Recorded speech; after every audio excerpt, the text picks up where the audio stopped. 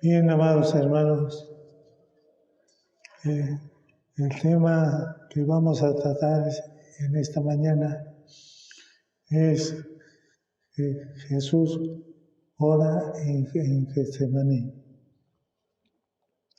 Vamos a abrir las Sagradas Escrituras en el Evangelio de Lucas, capítulo 22, versículo 44. Haremos una lectura unida.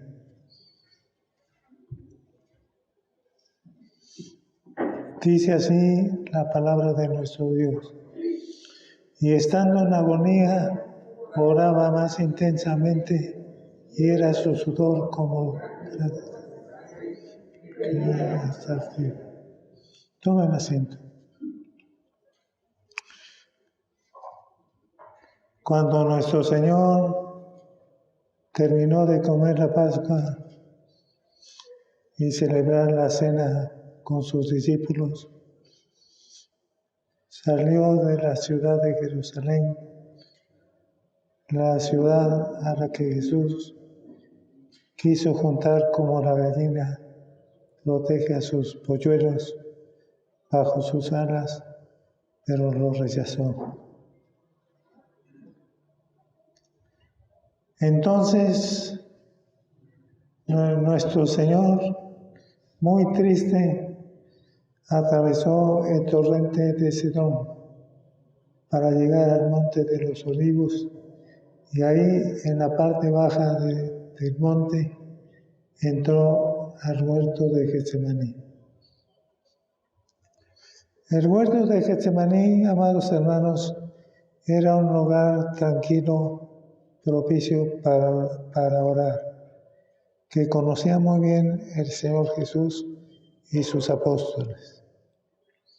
Fue en el huerto de Getsemaní donde sufriría la terrible agonía y su arresto. Nuestro Señor no se escondió, sino que fue al lugar donde Judas sabía que Jesús acostumbraba a estar en comunión con el Padre Celestial. Nuestro Salvador soportó allí una tristeza intensa que no había conocido en su vida. Es cierto que nuestro Señor era varón de dolores y experimentado en quebranto.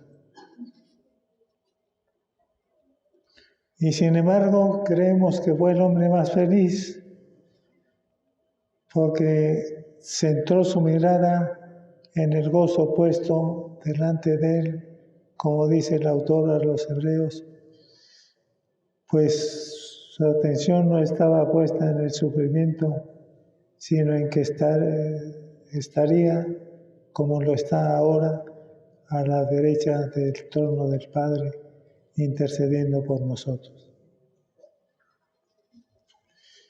En Getsemaní, nuestro Señor Jesucristo clama: Padre mío, si es posible, pasa de mí esta copa. La copa se refiere a la ira de Dios. Cuando el Señor dice estas palabras, no es que Jesús se rebelara contra la voluntad de su Padre, cuando le pidió que si era posible lo librara de la copa. Al contrario, reiteró su deseo de que se hiciera la voluntad de Dios al decir que no sea como yo, sino como tú. Su oración nos revela su terrible sufrimiento. Su agonía fue peor que la muerte, ya que tuvo que pagar por todos los pecados y experimentar la separación de Dios. El Hijo de Dios tomó nuestros pecados para salvarnos del sufrimiento y la separación de Dios. En tiempos de sufrimiento, a veces quisiéramos entender el por qué nos sentimos angustiados. Jesús sabía lo que le esperaba y sabía por qué. Él puso su confianza en los planes de Dios. Así es como debemos nosotros, amados hermanos, poner nuestra confianza en los planes de Dios. En su angustia y su dolor y su sudor de sangre, les dice a sus más cercanos discípulos: mi alma está muy triste hasta la muerte. Qué tremendo. El Señor expresa sus sentimientos, pero los discípulos no comprenden sus palabras, pues ninguno le pregunta: ¿por qué dices esas palabras? ¿Por qué estás angustiado? ¿Qué es lo que está pasando? Todo sin respuesta. No pudieron estar despiertos ni siquiera una hora para acompañar a su Señor, pues les ganó el sueño porque estaban tristes, porque el Señor les había hablado sobre su muerte. Jesús usó la somnolencia de Pedro para ponerle al tanto de las tentaciones que muy pronto enfrentaría. La mejor manera de superar las tentaciones es estar alerta y orar. Estar alerta es estar conscientes de las posibilidades de tentación. Ser sensibles a las sutilezas del enemigo de nuestras almas y estar equipados con la armadura de Dios para la batalla. La tentación, amados hermanos, ataca por donde somos más vulnerables. Por ejemplo, si a alguna persona le gusta el vicio, ahí se presentan a los amigos, los familiares, ofreciéndoles la droga, el vino. De esta manera caen en el vicio. Si a una persona le gusta el dinero, busca los mejores puestos donde los haya y tomar de ellos de manera ilegítima. Si a la persona le gustan las mujeres, se representan las mujeres para tentarlo. Por eso el remedio para la tentación es la oración. La oración es esencial, amados hermanos. No la podemos resistir solos. Tenemos que pedir la ayuda de Dios. La oración es esencial porque nos fortalece para contrarrestar el poder de Satanás. El Señor, cuando vio que sus discípulos dormían, sus aflicciones regresaron y por lo tanto volvió a orar de nuevo y cada vez fue consolado de tal forma que regresaba fortalecido. Y así nosotros, amados hermanos, cada vez que oramos, nos fortalecemos. En su angustia y su sudor de sangre, les dice a sus más cercanos discípulos: mi alma está muy triste hasta la muerte. El Señor expresa sus sentimientos, pero los discípulos no comprenden sus palabras, porque le pregunta: ¿por qué dices estas palabras? El Señor, cuando vio que sus discípulos dormían, sus aflicciones regresaron y por lo tanto volvió a orar de nuevo y cada vez fue consolado. De tal forma que cuando hubo orado por tercera vez, ya estaba preparado para encontrarse con Judas y con los soldados y para ir pacientemente al juicio y a la muerte. El Señor Jesús sufría. En tiempos de sufrimiento, a veces nos gustaría entender el porqué de nuestra angustia. Pero Jesús sabía lo que le esperaba y sabía por qué estaba pasando por esa angustia. Mientras oraba, Jesús estaba consciente del costo que incluía hacer la voluntad del Padre.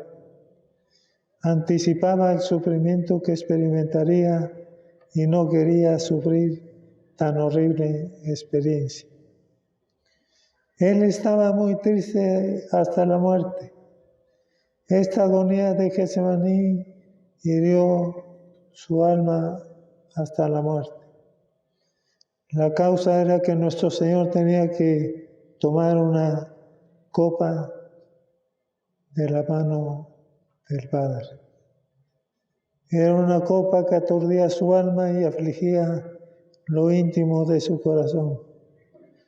Podemos estar seguros de que fue un trago más terrible que el dolor físico. Era algo terrible, lleno de horror, que venía de la mano del Padre. Pues leemos, con todo eso, Jehová quiso quebrantarlo, sujetándolo al padecimiento, cuando haya puesto su vida en expiación por el pecado. Pero también dicen las Escrituras, mas Jehová cargó en él el pecado de todos nosotros. Al que no conoció pecado, por nosotros lo hizo pecado. Esto es lo que ocasionó que el Salvador experimentara una severa depresión. Él estaba próximo a que por la gracia de Dios gustase la muerte por todos y llevar la maldición que merecían los pecadores, porque estuvo en el lugar de los pecadores, sufrió en el lugar de ellos. Esto es lo que provocó su angustia, su tristeza intensa. Como Dios era perfectamente sano, santo e incapaz de pecar, y como hombre era sin pecado, sin embargo tuvo que cargar con el pecado de todos nosotros. Dicen las Escrituras, ciertamente llevó Él nuestras enfermedades y sufrió nuestros dolores, y nosotros le tuvimos por azotado, por herido de Dios, su Padre, y abatido. Mas Él herido fue por nuestras rebeliones, molido por nuestros pecados. El castigo de nuestra paz fue sobre Él, y por su llaga fuimos todos curados. Pueden darse cuenta, amados hermanos, el castigo que recibió nuestro Señor por causa de nuestros pecados. Sobre Él se volcó toda la violencia que nuestro pecado exigía. Él cargó nuestros pecados cuando nosotros debimos cargarlos, ya que nosotros éramos los culpables de haber ofendido a Dios y no al inocente Hijo de Dios. Fue nuestro propio pecado quien llevó a nuestro Señor a sufrir esta agonía, a que sudara gotas como de sangre. Esto nos debe llevar, amados hermanos, a amarle con todo nuestro corazón, con toda nuestra mente y con toda nuestra alma y todas nuestras fuerzas. Hermanos, no fue un sufrimiento insignificante. Toda la ira divina fue destilada en esa copa de la cual nuestro Dios y Salvador Jesucristo bebió, a fin de que nosotros sí pasáramos esa copa que Él no pasó. La ira de Dios debía ser para nosotros, pero fue para Él. ¿Comprendes, hermano y hermana, su gran amor por nosotros? Si lo comprendes, deja de pecar, aborrece el pecado y vive una vida santa. Porque ser tratado como un pecador, ser castigado como un pecador, aunque en él no había pecado, todo esto es lo que ocasionaba en él la agonía a la que se refiere el texto que hemos leído. Nuestro Señor reflexiona: ahora está turbada mi alma. ¿Y qué diré? Padre, sálvame de esta hora, mas para esto he llegado a esta hora. Como ser humano, nuestro Señor tenía terror hacia el sufrimiento que le esperaba. Jesús sabía que le aguardaba la crucifixión y como era humano sentía terror. Sabía que debería cargar los pecados del mundo y sabía que eso lo separaría de su Padre. Deseaba liberarse de esa muerte horrible, pero sabía que Dios lo envió al mundo a morir por nuestros pecados y en nuestro lugar.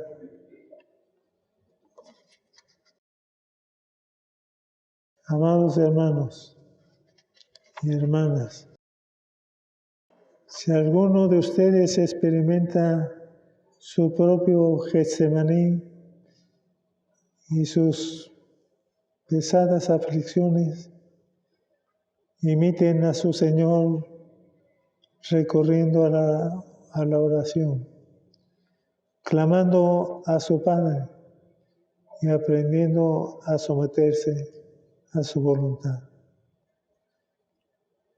Los exhorto a que contemplen lo malo del pecado. Tú y yo somos pecadores, pero Jesús nunca lo fue. Y sin embargo, estar en el lugar del pecador fue tan terrible para él que estaba muy triste, hasta la muerte. Si pudiésemos describir el horror del pecado, no habría ninguno entre nosotros que estuviera satisfecho de permanecer en el pecado ni por un momento. Si el hecho de atribuirse al Señor nuestros pecados produjo sudor sangriento en el bendito Salvador, ¿qué producirá el pecado mismo? Evítenlo, amados hermanos. Aléjense de cualquier pecado para que el pecado no les dañe. Vean el amor sin igual de Jesús, que por causa de ustedes y por mí, no solamente sufrió en el cuerpo, sino que consintió en cargar nuestros pecados y colocarse bajo la ira de Dios por causa de nuestros pecados, aunque le costó sufrir hasta la muerte. Hermanos, trabajemos para el Divino Maestro con total entrega y amémoslo mucho porque nos amó mucho, verdaderamente, sin medida. Y debemos gastarnos por nuestro Señor Jesucristo. ¿Qué castigo tan terrible recibirán todos aquellos que rechazan la sangre expiatoria y que estarán frente a Dios para sufrir sus pecados? Serán entristecidos con una tremenda tristeza y remordimiento por la vida que han desperdiciado por haber rechazado al Salvador. Habrá un juicio personal en el que cada uno será enviado a prisión, donde en tinieblas y crujir de dientes y llanto pasarán hasta la reunión del tribunal que tendrá el juicio. Entonces será el día en que comparecerán ante el más alto tribunal, el del terrible trono de juicio del Hijo de Dios, a quien algunos han despreciado y rechazado. Por tanto, amados hermanos, arrepiéntanse del pecado y crean en el Señor Jesucristo. El Señor Jesucristo dijo: el que a mí viene, no le echo fuera. Somos muchos los que hemos venido a Él y hasta ahora a nadie lo ha echado fuera. Y así sea para todos los que nos están escuchando, ya sea en este templo o en los medios de comunicación.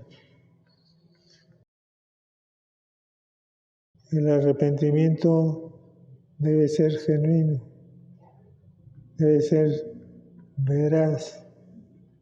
El arrepentimiento nos lleva a un cambio total de nuestra vida cristiana. Que así sea y que Dios toque el corazón de aquellos que no lo han recibido como su Salvador. Y así, de esta manera, ellos puedan estar con Dios cuando Él los llame a su presencia o venga por su iglesia. Amados hermanos, que Dios les bendiga.